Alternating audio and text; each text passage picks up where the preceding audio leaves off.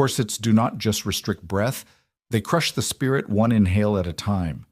Sweat beaded at the nape of her neck, trickling down beneath layers of heavy, suffocating ivory silk.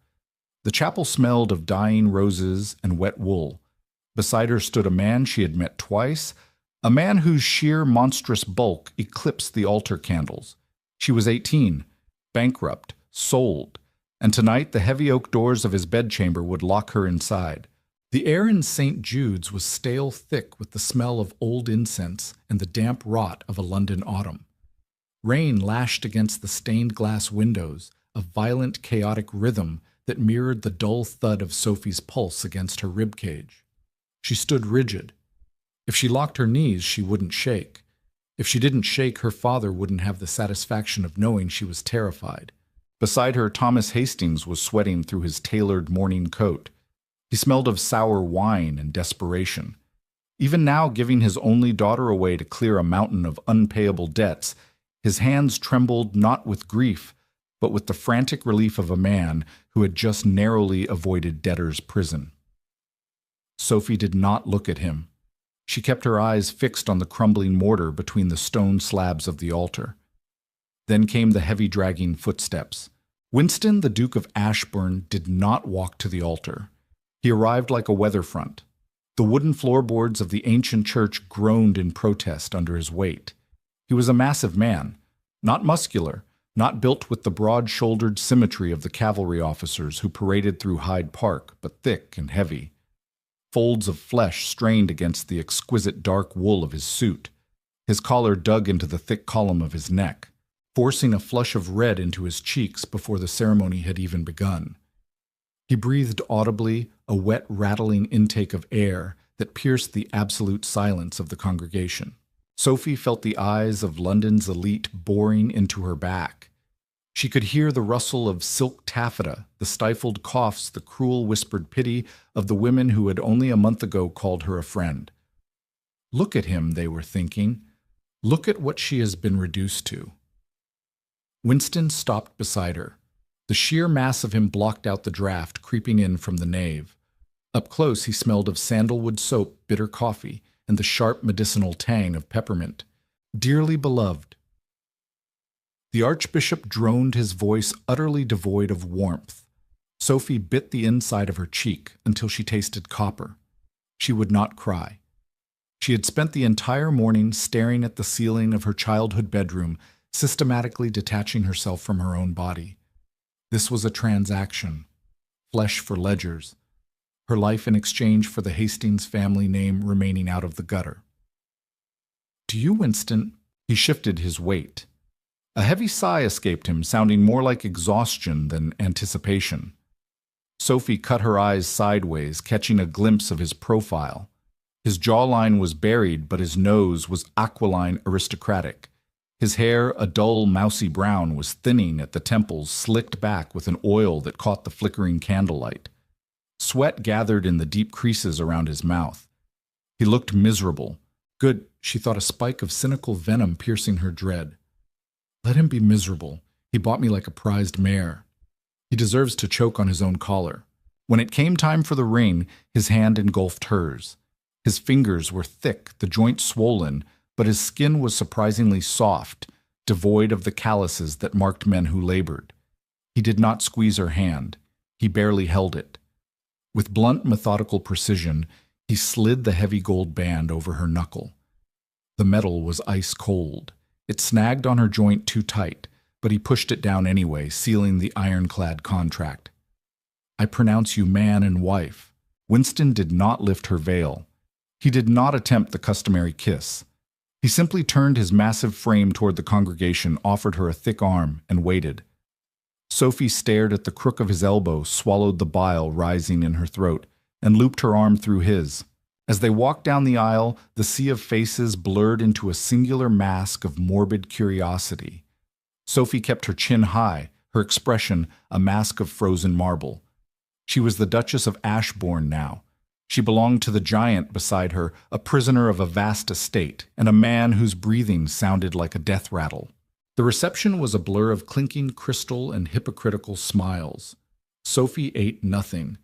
The corset dug savagely into her floating ribs, making even the intake of water a painful endeavor. Winston sat beside her at the high table, eating with a deliberate, unnerving neatness. For a man of his size, she had expected gluttony, a chaotic, messy consumption. Instead, he cut his roast with precise, measured strokes, chewing slowly, his heavy-lidded eyes fixed on the centerpieces rather than the guests. When the carriage was finally called, the rain had turned into a torrential downpour.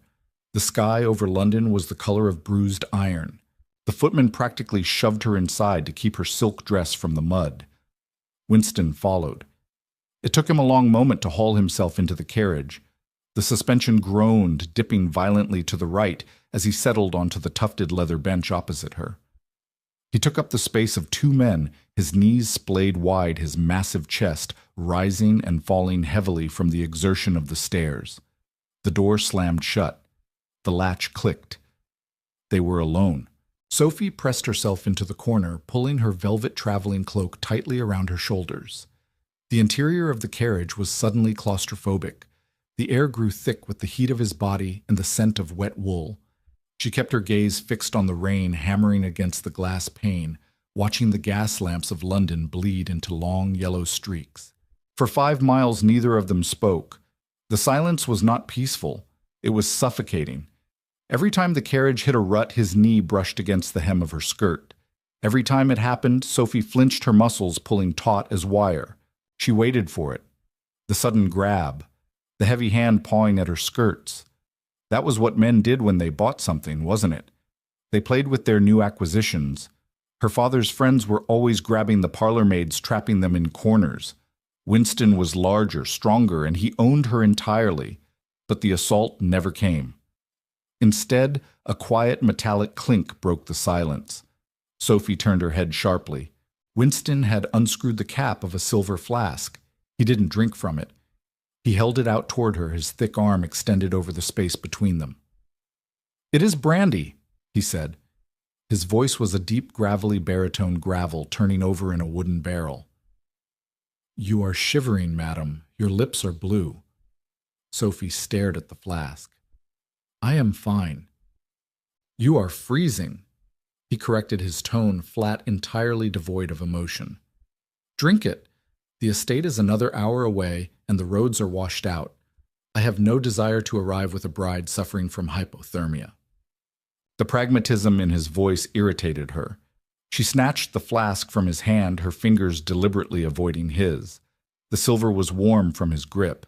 She brought it to her lips and took a reckless swallow. The brandy burned like fire down her throat, settling into her empty stomach with a vicious kick. She coughed, eyes watering, and shoved the flask back toward him. Winston took it, wiped the rim slowly with his thumb, and took a small sip himself before putting it away. You hate me," he stated. It wasn't a question. He was staring out the opposite window into the dark. Sophie wiped her mouth with the back of her gloved hand. The alcohol was loosening the tight, panicked knot in her chest, replacing it with a reckless anger. "Does it matter?" she snapped. "You have the signature on the registry. You have the deed to my father's compliance. My hatred was not factored into the price." Winston turned his head slowly. The shadows of the carriage obscured his eyes, but she could see the heavy set of his jaw. He studied her for a long, uncomfortable moment. There was no anger in his gaze, no lust. Only a strange, weary kind of resignation. "No," he agreed softly, turning back to the window. It was not. They did not speak again for the rest of the journey. Sophie sat in her corner, the brandy warming her blood, clutching her cloak, as the iron gates of the Ashbourne estate finally materialized through the deluge. The Ashbourne Manor was a fortress of dark stone and ancient mahogany. It smelled of beeswax, cold ash, and centuries of quiet isolation. Sophie was led immediately upstairs by a stone-faced housekeeper. The master suite was cavernous. A fire roared in the massive hearth, casting long, dancing shadows across the velvet tapestries, but the heat failed to reach the center of the room, where a colossal four-poster bed loomed like an executioner's block. Her lady's maid, a girl no older than herself, terrified and mute, undressed her. When the heavy silk and stiff petticoats were finally stripped away, Sophie stood in front of the standing mirror in a thin white cotton chemise. She stared at her reflection. Her skin was deathly pale.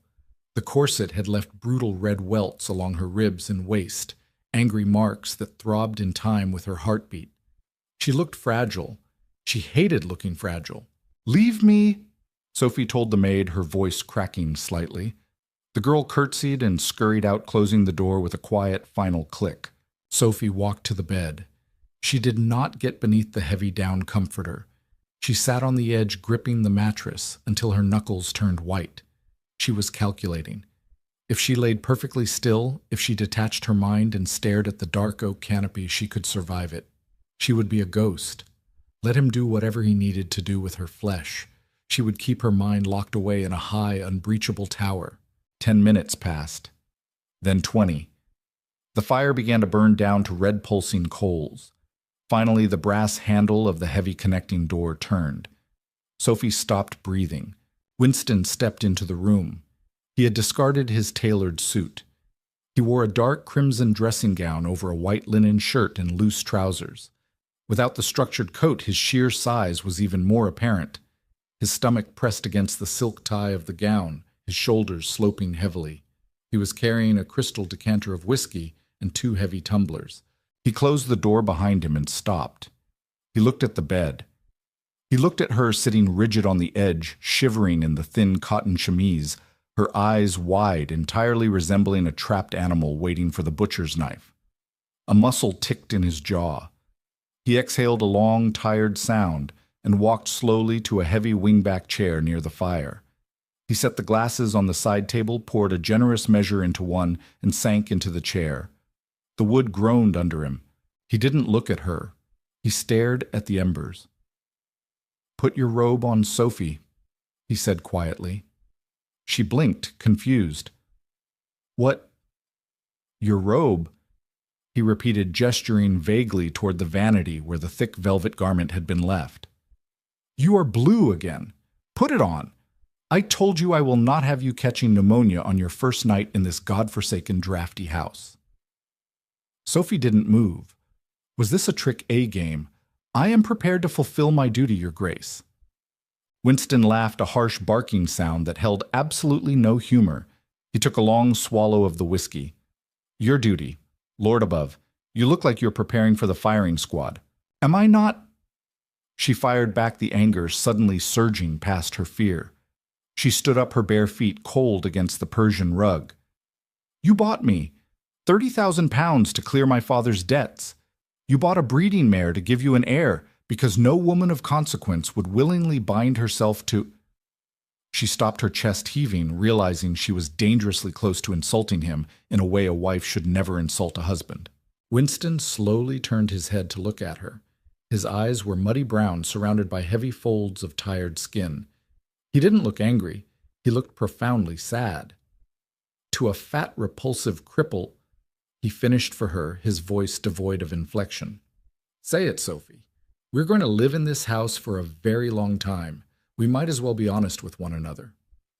Sophie swallowed hard, crossing her arms over her chest defensively. "I didn't say that. You thought it. The entire congregation thought it." Winston shifted, rubbing his left knee with a thick hand. "Put the robe on Sophie. Come sit by the fire." When she hesitated, he looked at her with sudden piercing sharpness. "I'm not going to touch you. Not tonight. Perhaps not ever." Sophie froze. The words hung in the air, heavy and impossible. "What? Put the robe on." He commanded, his voice hardening into the authority of a duke. She hurried to the vanity, snatched the heavy velvet robe, and wrapped it tightly around herself, tying the sash with shaking fingers. She walked tentatively toward the fire, sinking into the chair opposite him. Winston pushed the second tumbler of whiskey across the small table toward her. 34,000 pounds, actually," Winston said, staring into his glass. "Your father accumulated 4,000 more in gambling debts last Tuesday. I paid that as well." "Why?" Sophie demanded, her voice a harsh whisper. If you do not desire a wife in the traditional sense, why me? My family is ruined. I bring you no political alliances. I bring you nothing but scandal. Winston leaned his heavy head back against the chair. Tell me, Sophie, do you know a man named Lord Croydon? Sophie frowned, searching her memory. The Earl of Croydon? Yes, he is older. He attended my father's card games. Do you know what happened to Croydon's first 3 wives? A cold chill, entirely separate from the draft of the room, spiked down Sophie's spine. Society rumors flooded back. They died. Fever, I think, or falls. The first was beaten until her liver ruptured. Winston said plainly, his voice like cracking ice. The second was locked in a cellar until she starved to death. The third threw herself from a balcony to escape him. Croydon is a monster, a wealthy, well-connected monster whom the Crown ignores because he funds their naval expeditions. Sophie stared at him, the glass of whiskey trembling in her hand. What does Lord Croydon have to do with me? Winston turned his heavy, bloodshot eyes to her. 3 weeks ago, Winston said softly, your father shook hands with Croydon in the back room of White's Club. Your father was bankrupt. Croydon offered £20,000 for your hand. He likes them, young Sophie. He likes breaking them. The air left Sophie's lungs. The room spun. The memory of her father sweating, pacing, telling her she was to be married by the end of the month flashed behind her eyes. You will do this, Sophie, or we are dead in the streets, he had screamed. I needed a wife before my 35th birthday next month. Winston continued his tone entirely conversational, though his knuckles were white where he gripped his glass. My late uncle's entailment demands it, otherwise the northern trusts and the coal mines that fund this estate revert to the Crown. I required a legal marriage to a woman of noble birth. He took another slow sip of whiskey. I despise Croydon. Winston said, a sudden dark venom lacing his words. He is a sadist. I knew your father was desperate, so I outbid him. I offered $34,000. Your father, being the mercenary coward that he is, took the higher sum. Sophie sat perfectly still, the crackle of the fire the only sound in the vast room. The horror of what she had almost been handed over to warred with the staggering realization of what was actually happening. You bought me, she whispered, her voice breaking, to spite a rival. I bought you, Winston corrected, looking directly into her eyes, because you are 18 years old, and you did not deserve to be buried in a closed casket by Christmas. We are both pragmatic people, Sophie. You needed to survive your father. I needed to satisfy a legal document. He set his glass down, the crystal ringing against the wood. He placed his hands on the arms of the chair, grimacing as he pushed his massive weight up. His joints popped audibly in the quiet room. The door connecting our rooms locks from the inside. Winston said, not looking at her as he turned toward it. You may slide the bolt. No one will enter this room without your permission. I will inform the staff that my sleep is easily disturbed and we are to keep separate quarters. He reached the door and paused, his hand on the brass knob. He looked over his shoulder. The firelight caught the deep, exhausted lines around his mouth. You are safe here, Sophie, he said quietly. Good night. The door clicked shut. A moment later, Sophie heard the heavy, definitive sound of a bolt sliding into place on his side.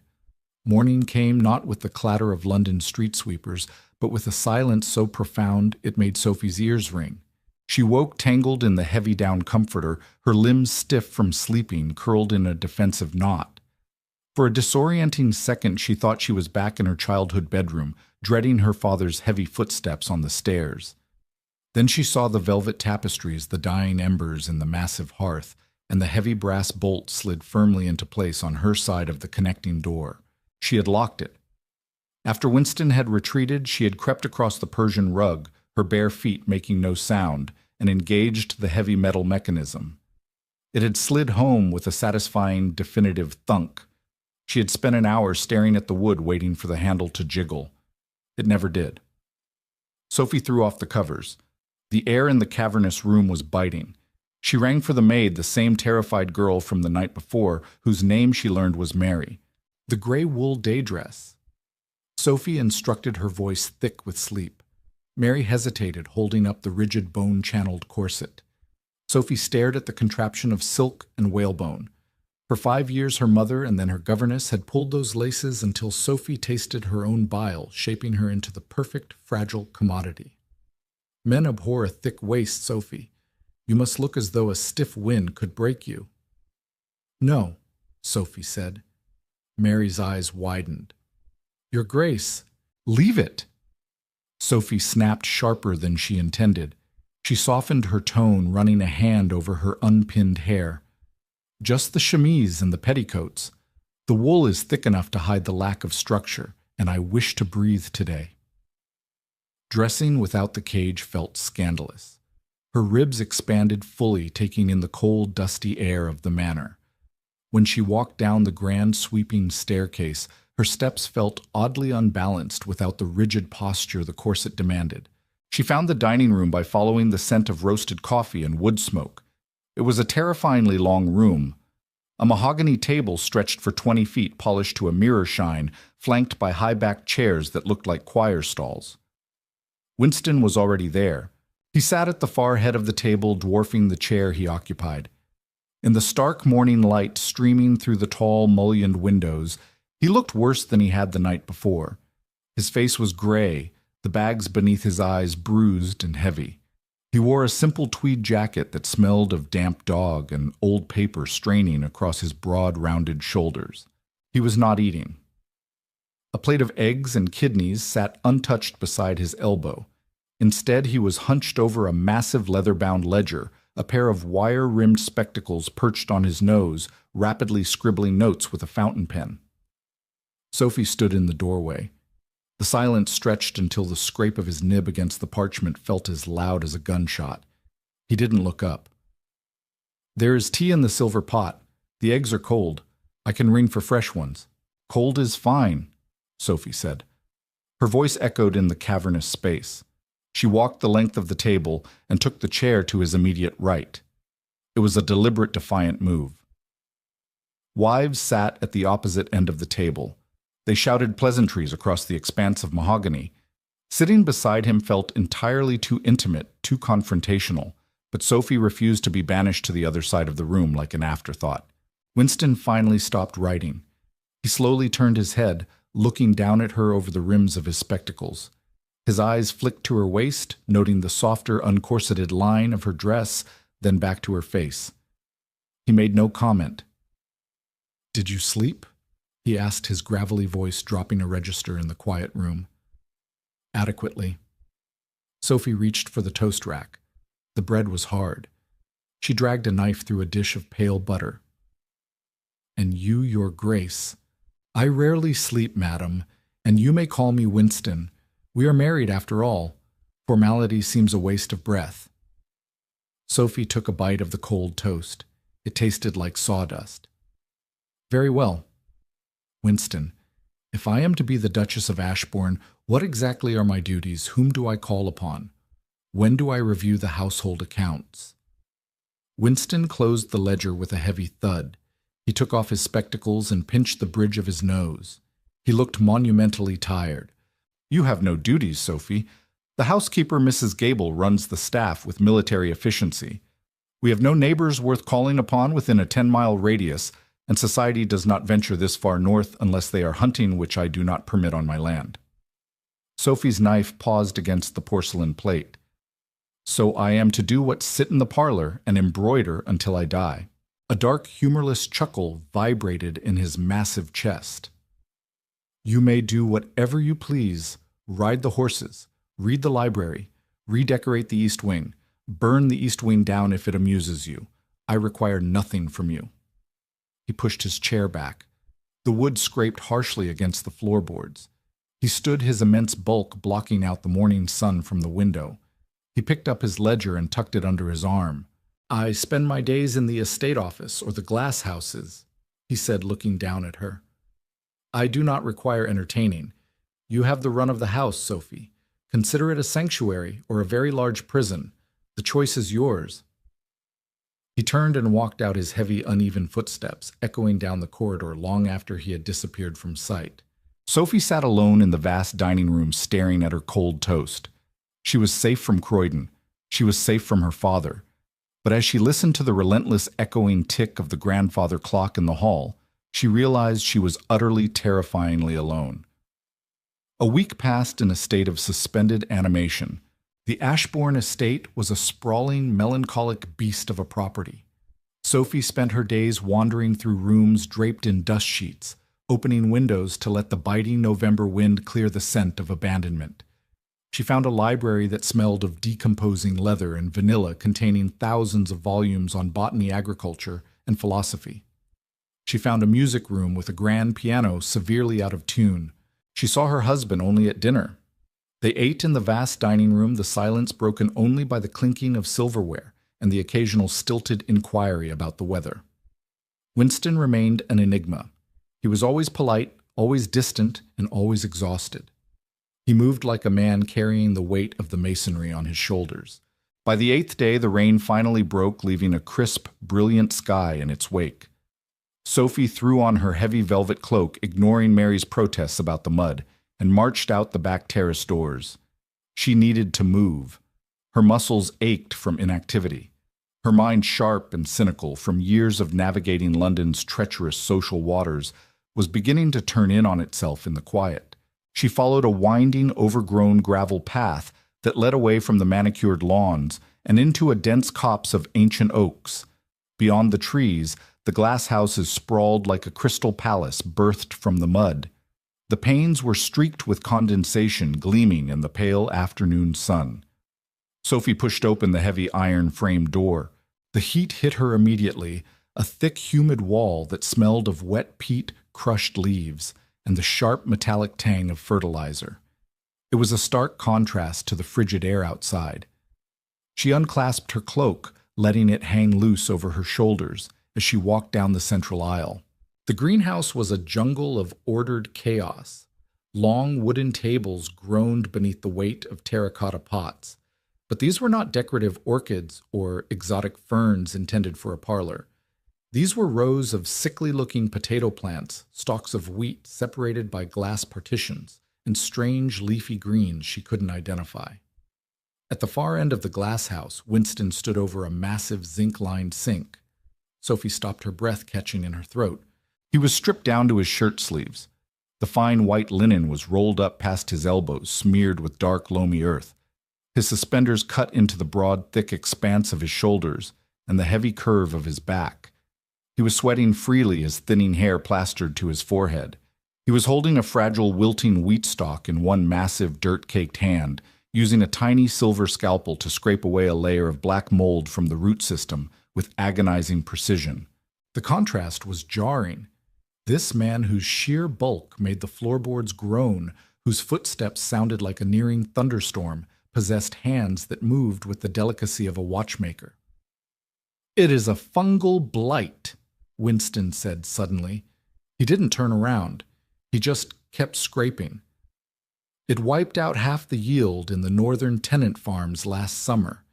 If I cannot isolate the cause before the spring planting, 300 families will starve." Sophie stepped closer, her silk boots sinking slightly into the damp earth floor. "I didn't think dukes cared if their tenants starved so long as the rents were paid." Winston stopped scraping. He set the scalpel down on the zinc counter and finally turned to face her. His chest heaved slightly, the damp linen clinging to him. Up close, without the barrier of the dining table or the dim light of the manor, he looked raw. The exhaustion was still there, but there was a fierce protective intelligence in his muddy brown eyes that she hadn't seen before. "Most do not," he agreed, wiping a forearm across his sweating brow, leaving a streak of dirt. "Most of my peers consider the peasantry an unfortunate necessity. I consider them my responsibility." He looked her up and down, noting the velvet cloak and the hem of her dress, which was already stained with mud. "You shouldn't be in here, Sophie. The humidity will ruin your silk." "I don't care about the silk," she fired back, surprising herself. She stepped closer, invading his space, forcing him to look down at her. "I'm going mad in that house, Winston. I have read 3 books on soil acidity just to have something to look at besides the wallpaper. If you intend to lock me away in this estate, the least you can do is let me dirty my hands." Winston stared at her. For a long moment, the only sound was the drip of water from a condensation trap overhead. His gaze dropped to her hands, pale, perfectly manicured, devoid of a single callus. Slowly, the corner of his mouth twitched. It wasn't quite a smile, but it was the closest thing to amusement she had seen from him. He reached under the counter and produced a small iron trowel. He wiped the wooden handle on his trousers and held it out to her handle first. "Table 4, he said, his gravelly voice entirely devoid of condescension. "The tubers need to be transferred to the sand loam mixture. Do not pack the dirt too tightly around the roots. They need to breathe." Sophie looked at the trowel, then at his dirt-stained hand. She reached out, her pale fingers brushing his calloused ones, and took the tool. "Show me," she said. For the next 2 hours, the Duchess of Ashbourne ruined a 40-pound dress. She stood shoulder to shoulder with her massive husband in the sweltering glass house, her fingernails caked with black soil, her hair escaping its pins and curling wildly in the humidity. They didn't speak much. Winston was not a man of idle chatter. But when she packed a pot too densely, his large hand would cover hers, gently guiding her fingers to loosen the soil. His touch was warm, heavy, and surprisingly steadying. For the first time since the wedding, Sophie's pulse did not race. For the first time, she did not feel like a commodity. She felt like a person standing in the mud. The fragile piece of the estate was shattered 3 weeks later by the sharp, impatient clatter of carriage wheels on the cobblestone drive. Sophie was in the library attempting to tune the neglected pianoforte when Mrs. Gable appeared in the doorway, her lips pressed into a thin, disapproving white line. "Lord Harrington has arrived, Your Grace," the housekeeper announced. "He insists on seeing the Duke, though I informed him His Grace was in the fields." Sophie's stomach plummeted. Lord Harrington. She remembered him from London.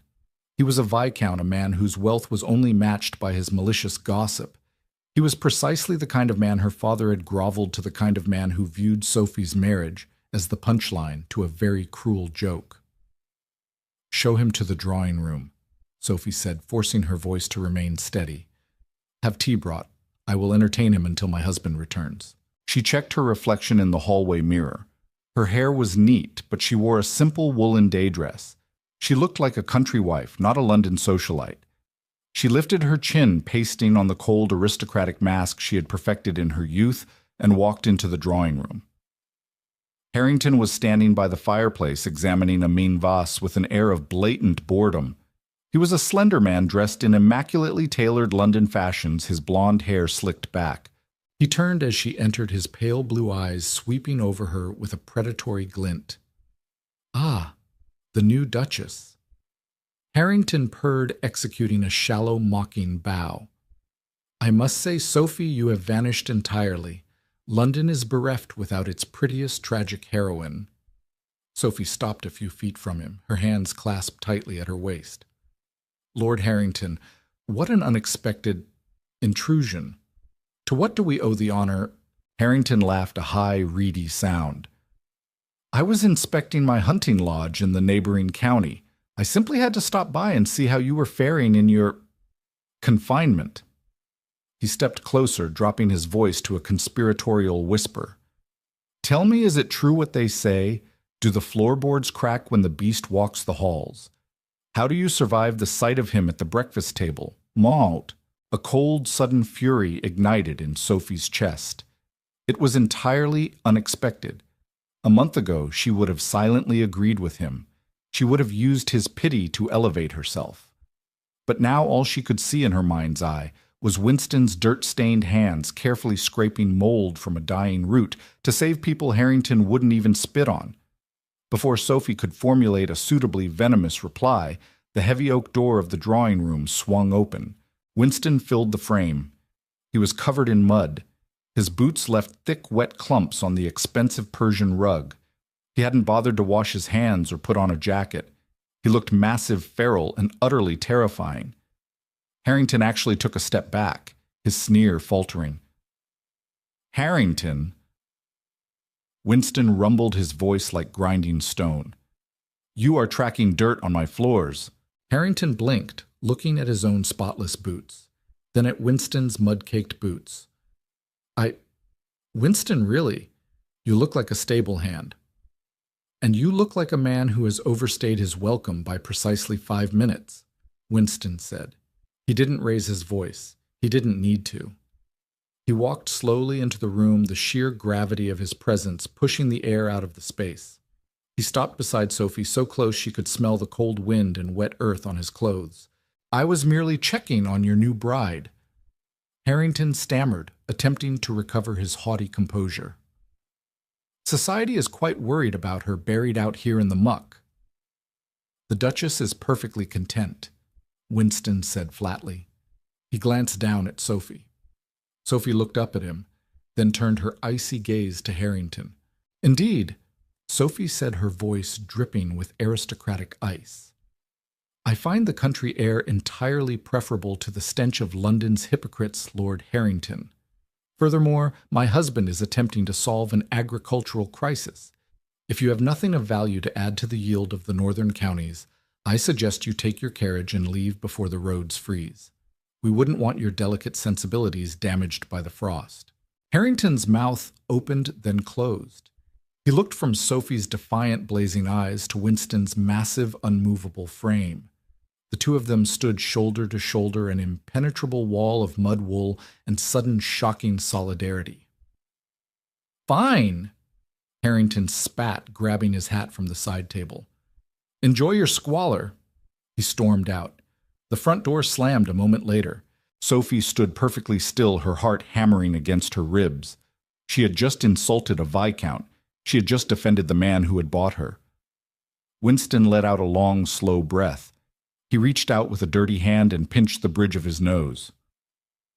Well, Winston murmured, that will certainly be the talk of White's Club by Tuesday. Sophie turned to look at him. Do you care? Winston lowered his hand, his heavy-lidded eyes meeting hers. A slow, genuine smile broke across his face, a complete transformation that smoothed the deep exhaustion lines around his mouth and made him look for a fleeting second 10 years younger. Not in the slightest, he said. He looked down at his muddy boots, then at the dirt he had tracked onto the rug. He sighed. Mrs. Gable is going to murder me. Sophie let out a sharp, breathless laugh. It bubbled up from her chest, unbidden and raw. She slapped a hand over her mouth, but the laughter kept coming, fueled by adrenaline and the sheer absurdity of the moment. Winston watched her laugh, the smile lingering in his eyes. Come to my study, he said softly, turning toward the door. I believe we have earned a glass of whiskey. Sophie lowered her hand. The cynicism that had protected her for 18 years cracked just a fraction. I will need to wash my hands. Don't bother, Winston said, glancing over his shoulder.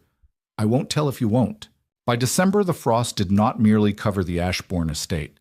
It seemed to penetrate the stone, sinking deep into the marrow of the house. The mullioned windows grew thick with fern-like patterns of ice. The draft in the long corridors turned vicious, smelling of wet snow and chimney soot. The nightly whiskey in Winston's study had ceased to be an invitation and had become a silent, ironclad ritual. Sophie no longer wore the stiff silks of her London trousseau. She had raided the cedar chests in the attic, unearthing heavy tartan wools and oversized cashmere shawls. She spent her evenings curled in the cracked leather armchair opposite his lap desk resting on her knees. She had taken over the Manor estate ledgers. Winston had not asked her to. She had simply reached across his desk one evening, pulled the book of household expenditures from his massive hand, and picked up a pen. He had watched her for a long minute, the firelight reflecting in his spectacles, before returning to his crop yield charts without a word. It was a Tuesday when the bitter cold finally broke him. Winston had been out at the northern boundary line since dawn, inspecting a collapsed stone wall that threatened the sheep enclosures. He did not return until well past nightfall. Sophie was in the study adding a column of numbers when the heavy oak door was shoved open. Winston leaned heavily against the doorframe. His face was a terrifying shade of gray. His tweed coat was crusted with frozen mud and sleet, adding 10 pounds of dead weight to his already massive frame. But it was his breathing that made Sophie drop her pen. It was a wet, ragged wheeze, a horrific struggle for air that sounded like torn canvas flapping in a gale. He tried to take a step, but his left knee buckled. Winston! Sophie scrambled out of her chair, the ledger tumbling to the floor. She rushed to him, throwing her shoulder under his right arm. It was like trying to prop up a falling oak tree. He was overwhelmingly dense, radiating a damp, feverish heat that pierced right through his frozen coat. "I am fine," he ground out, his voice a barely audible rasp. "Ice on the path. Slipped." "You are not fine, you stubborn ox. You are freezing." Sophie snapped the fear, sharpening her tongue. "Lean on me, just to the chair." With agonizing slowness, they crossed the room. When he finally collapsed into his oversized leather chair, the joints of the furniture shrieked in protest. He threw his head back against the upholstery, eyes squeezed shut, chest heaving in that terrifying, rattling rhythm. Sophie did not ring for the servants. She knew instinctively that he would hate Mrs. Gable, or the footman seeing him like this, stripped of his formidable presence, reduced to a gasping, vulnerable mountain of flesh. She knelt on the hearth, ignoring the sharp sting of the stone against her kneecaps, and stoked the fire until it roared. Then she turned to his boots. They were thick, knee-high leather riding boots, caked in solid ice and muck. Winston opened his eyes, realizing what she was attempting, and weakly waved a thick hand. "Leave them, Sophie. The boy will... I will do it." He tried to bend forward, but his swollen knee locked and his heavy stomach pressed brutally against his diaphragm, cutting off his breath entirely. He choked a rough, wet sound and fell back. The humiliation on his face was stark, absolute, and utterly devastating. Sophie felt a sudden fierce ache in her throat. She slapped his hand away. "Sit still," she commanded softly. She straddled his left leg, gripping the heel and the toe of the frozen boot. The leather was stiff as iron. She braced herself and pulled. Her muscles burned. She twisted her hand, slipping on the melting ice until, with a wet suctioning pop, the boot gave way. She tossed it onto the hearth and moved to the right leg. When both boots were off, she pulled off his damp wool socks. His feet were ice-cold, pale, and swollen. Without thinking, she rubbed his feet between her warm, calloused palms, transferring the heat of the fire and her own blood into his skin. Winston let out a long, shuddering breath. He watched her, his heavy-lidded eyes dark and unreadable in the firelight. "You are ruining your dress, Duchess," he whispered. Sophie didn't look up. She kept rubbing his skin until the blue tinge faded into pink. "I told you weeks ago, Winston. I don't care about the silk." By midnight, the chill in his bones transformed into a raging fire. The physician from the village, a nervous bird-like man, had come and gone, leaving behind mustard plasters, laudanum, and a grim prognosis. Pneumonia. In a man of his constitution, it is often fatal. His heart is working too hard. Sophie refused to leave the master suite. Mrs. Gable tried to gently steer her toward her own bedchamber, but Sophie simply leveled a look of such terrifying cold authority at the housekeeper that the older woman immediately backed down. For 3 days the storm raged outside, burying the estate in snow, while a different kind of storm raged in the massive four-poster bed. Winston was delirious. He thrashed, tossing the heavy winter quilts aside, as if they weighed nothing, his immense body slick with sweat. The room smelled of sharp camphor, bitter herbs, and the sour metallic tang of fever. Sophie sat in a straight-backed wooden chair beside him, bathing his face, chest, and arms with cool water. She saw him entirely now. Stripped of his tailored suits and his commanding presence, he was just a man. The sheer mass of him was intimidating, the rolls of flesh heavy and pale, but as she pressed the cold cloth to his chest, feeling the frantic, desperate pounding of his heart beneath his ribs, she felt no repulsion. She felt only a savage, desperate need to keep that heart beating. On the fourth night, the wind died down. The absolute silence of the snow-muffled world pressed against the glass panes. Winston stopped thrashing, his breathing, though still shallow, smoothed out. The wet rattling subsided. Sophie was slumped in her chair, her chin resting on her chest, dozing in a state of sheer exhaustion. A heavy, hot hand brushed against her knee. She jerked awake. Winston's eyes were open. The muddy brown was clear, the feverish glaze gone. He looked at her, taking in her disheveled hair, the dark, bruised bags under her eyes, and the stained woolen dress she had worn for 3 days straight. "You look terrible," he rasped. His voice was incredibly weak gravel stripped down to sand. Sophie let out a choked sound that was half sob, half laugh. She leaned forward, pressing her face against the edge of the mattress, her shoulders shaking. Winston slowly moved his thick hand, resting it on her head. His fingers were clumsy, but they stroked her tangled hair with agonizing gentleness. "Sophie," he murmured, "if my heart gives out, the papers are in the bottom drawer of the desk. The entailment is broken by our marriage. You inherit the trusts, all of it. Croydon cannot touch you. You have enough money to buy London." Sophie lifted her head. Her eyes were bloodshot, her face pale, but her jaw was set with the same fierce defiance he had seen the day she wrestled the frozen boots from his feet. "Do not speak to me of ledgers," she hissed, her voice trembling with a rage that masked sheer terror. "I will not be a widow. Do you hear me? I refuse. You bought me, Winston. You dragged me to this freezing, miserable edge of the world, and you do not get to leave me here alone. You owe me." He smiled, a sad, crooked thing. "I owe you everything, Sophie, but my heart is a tired muscle." "Then let it rest," she whispered fiercely. "But do not let it stop." He stared at her, his thumb weakly brushing away a tear that had escaped and tracked through the dust on her cheek. "Why are you still in this room?" he asked quietly. "I gave you a lock. I gave you a door. Why are you on this side of it?" Sophie looked at his hand, large enough to crush her skull, yet touching her as if she were made of spun glass. "Because," she said, her voice dropping to a raw, honest whisper, "I am realizing that the monsters in the world wear tailored suits and smile at card games, and the man in this bed is the only truly safe place I have ever known." Winston closed his eyes, a profound, shuddering sigh escaping his lungs. He didn't speak again, but his hand remained tangled in her hair, grounding him to the earth as he finally fell into a deep, natural sleep. It took 3 grueling weeks for Winston to regain his baseline of strength.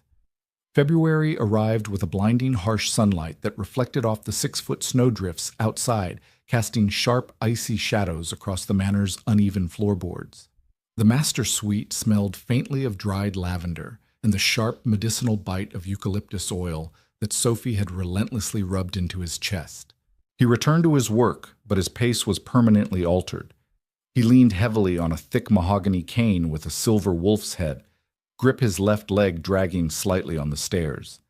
He had lost weight during the fever, his tailored waistcoats hung a fraction looser over his shoulders, but the sheer, formidable mass of him remained.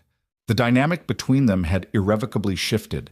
The polite, suffocating silence of the dining room was dead and buried. In its place, a volatile, vibrant energy crackled. They argued over the rising cost of barley. They debated utilitarian philosophy by the fire until the embers burned down to gray dust. When he walked past her in the narrow servants' corridors, he no longer pressed his massive frame against the damp plaster to avoid brushing her skirts. Now, his heavy hand would lightly catch her elbow to steady himself, or his thick knuckles would casually brush the small of her back as he held a door. It was fleeting utilitarian contact, but every time it happened, a sharp electric jolt shot up Sophie's spine, leaving her breathless and deeply irritated with her own body's sudden betrayal. Yet at night they still retreated to their separate cavernous rooms. On a Tuesday, Sophie lay awake staring at the heavy velvet canopy of her bed. The fire in her hearth was nothing but white ash. The silence of the house, which had once felt like a protective blanket, now felt like a physical weight pressing down on her sternum. She turned her head. The heavy brass bolt on the connecting door gleamed dully in the moonlight. "He doesn't want you," the cynical, well-trained voice of her London upbringing whispered. "He pities you. He is a cripple and a giant. He knows you are merely grateful, not desirous. Men like him do not expect desire. Do not embarrass him." Sophie ground her teeth together. She threw off the heavy down comforter. The floorboards were punishingly cold against her bare feet, sending a shockwave of ice up her calves. She didn't bother reaching for her thick velvet robe. She wore only the thin white cotton chemise, the exact same garment she had stood shivering in on her wedding night. She walked to the door. Her hand hovered over the freezing brass bolt. Her pulse was a chaotic, erratic thud in her throat. This wasn't gratitude. She knew gratitude. Gratitude was polite and quiet. This was a restless, clawing heat in her stomach. She wanted the heavy warmth of his hands on her skin. She wanted the rough, gravelly sound of his voice against her ear. She gripped the cold metal and shoved the bolt back. It made a loud, violent clack that echoed like a gunshot in the silent house. She turned the handle, put her shoulder against the heavy oak, and pushed it open. Winston's room smelled of old paper bitter coffee and leather. It was darker than hers, illuminated only by the stark blue light of a full moon reflecting off the snow. He was not asleep. He was sitting in the oversized armchair by the window, a half-empty glass of whiskey resting on the sill. He wore only his dark trousers and a loose white linen shirt completely unbuttoned at the collar, exposing the thick, coarse hair on his chest. He turned his head sharply at the sound of the hinge. He froze. The glass on the sill rattled slightly as his knee hit the wall. Sophie stepped over the threshold. She didn't cross her arms to hide herself from the chill. She stood tall, letting the moonlight wash over her pale skin, the faint yellowing marks of her old corset still barely visible like ghost bruises along her ribs.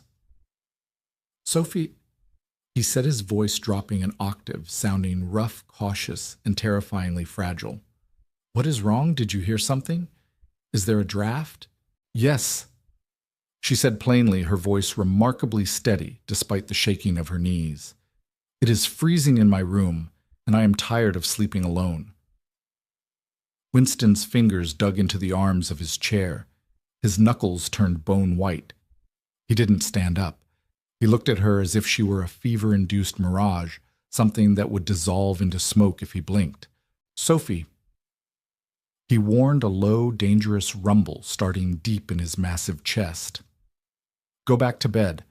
The laudanum I took for my knee is clouding my judgment, and you are not thinking clearly. Do not do this out of some misplaced, desperate sense of gratitude for outbidding your father." Sophie walked toward him. The Persian rug was softer here, muting her footsteps. She stopped directly in front of his chair, invading his space entirely, stepping between his splayed knees. "You think I'm grateful?" she asked, her voice tight, the sarcasm biting through the quiet room. "I was grateful when you handed me that flask of brandy in the carriage. I was grateful when you locked that door. I'm not grateful now, Winston. I'm 18. I'm entirely ruined for London society. I am your wife, and I am selfishly demanding that you look at me as a man looks at a woman, not as a warden looks at a prisoner." Winston closed his eyes. A thick muscle ticked violently along his heavy jawline. A shudder ripped through his enormous frame. "I am too big, Sophie," he whispered, the confession torn from him like a jagged piece of shrapnel. "I am a grotesque. My leg is ruined. My lungs are shot. If I put my weight on you, I will crush you." "You couldn't crush a wilting wheat stalk in the glass house." She fired back, leaning down slightly.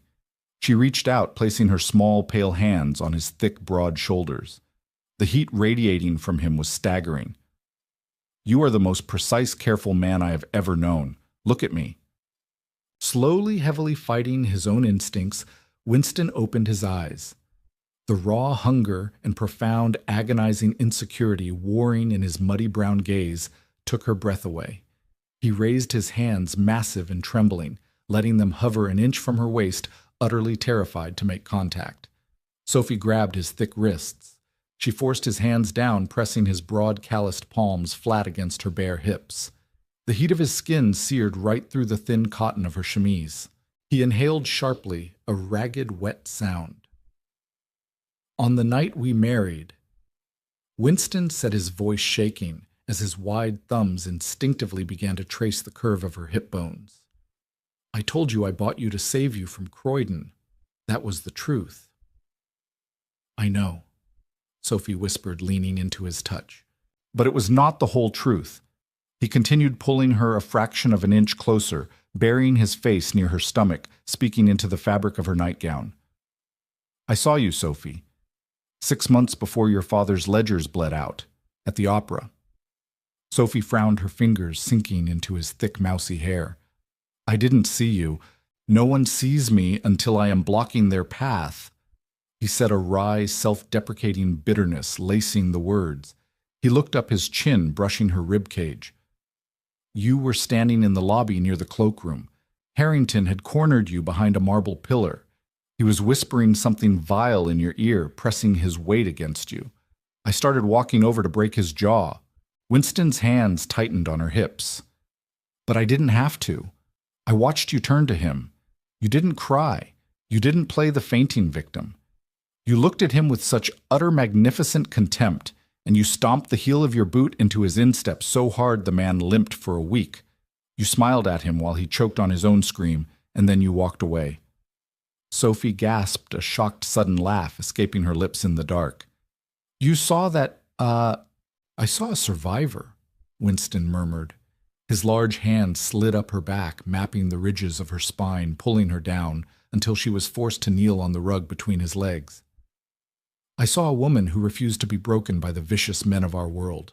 I bought you to save you from Croydon Sophie, yes, but I chose you because I knew, if there was one woman on this earth who could look at a monster like me and not flinch, it was the girl who crippled a Viscount in the opera lobby. The internal contradiction that had haunted Sophie for months, the cynical monetary transaction of their marriage, versus the profound, undeniable safety of his presence, finally shattered completely. There was no ledger here. There were no debts. There was only this massive man smelling of peat-old paper and sweat, whose heart was pounding against his ribs like a war drum. Sophie leaned forward, dragging her hands up his chest, feeling the coarse hair and the heavy muscle, and pressed her mouth fiercely to his. Winston let out a guttural groan that reverberated through his chest and into hers. All his hesitation, all his careful, guarded restraint evaporated in a single second. His enormous arms wrapped around her entirely, enveloping her back. He lifted her straight off the floor and into his lap, shifting his weight with a wince as his bad knee took the strain, but he didn't stop. The kiss was not graceful. It wasn't the chaste practiced press of lips she had read about in cheap romantic novels. It was a chaotic collision of teeth and ragged breath. It was a messy, desperate exploration by two cynical people who had spent their entire lives starving for genuine, unbartered touch. Sophie bumped her nose against his cheekbone. Winston's hand clumsily snagged on the delicate lace of her chemise, tearing a small seam at the shoulder. Neither of them cared.